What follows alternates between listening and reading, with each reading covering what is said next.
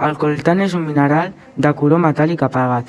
És de la família de la columbita de la tantalita. El coltan s'extreu del tàntal, que és molt resistent a la calor, aguantant fins a 3.000 graus.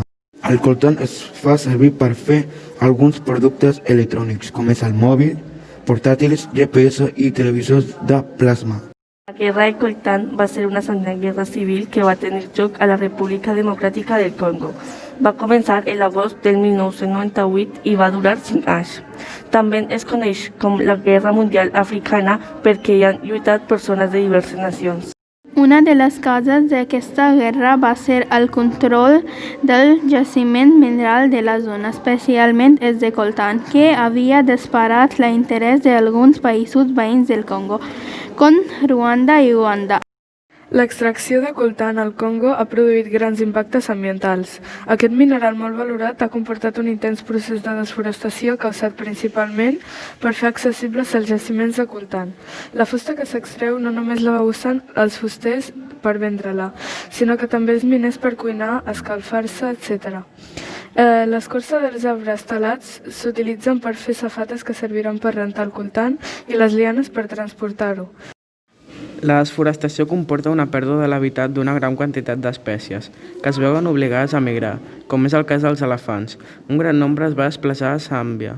Segons l'Organització de Conservació Wildlife Direct, la població d'elefants ha disminuït un 80% en els últims 50 anys. La desforestació no només provoca la pèrdua dels hàbitats de les espècies, sinó també la destrucció de les terres agrícoles, convertides ara en mines, que porta els miners a haver d'alimentar-se dels animals de la reserva per sobreviure, com ara els elefants o el goril·la de muntanya, entre altres espècies protegides. La destrucció massiva de l'antiga terra de pasturatge és catastròfica. El terreny que s'ha utilitzat per treure el coltan ja no es pot utilitzar per l'agricultura. Turons i valls sencers s'han convertit en cràters gegants, convertint el paisatge de la regió en una extensió de terra nua.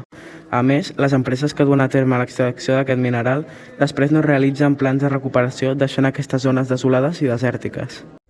L'extracció del coltan ha portat 3 grans problemes a la societat. Els van poder analitzar al documental Victims del programa Salvados. Un problema era que els rebels atacaven els poblats amb més minerals i s'emportaven a les dones i les violaven. Se les emportaven de nit i les deixaven embarassades i molts cops abandonades. A més, les dones no podien tornar al seu poble perquè està mal vista la seva família i les deixaven de costat.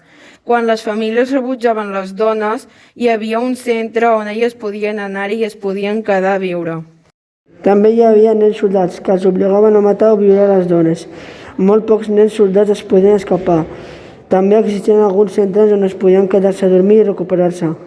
Hi havia 2 mines, una mina verda i l'altra vermella. Les mines verdes estaven controlades per al govern i a part hi havia problemes de seguretat. Podien fer-se mal ja que no portaven protecció. En canvi, les mines vermelles estaven controlades per als rebels. Els treballadors no portaven protecció, a més hi havia treball infantil i dones embarassades treballant.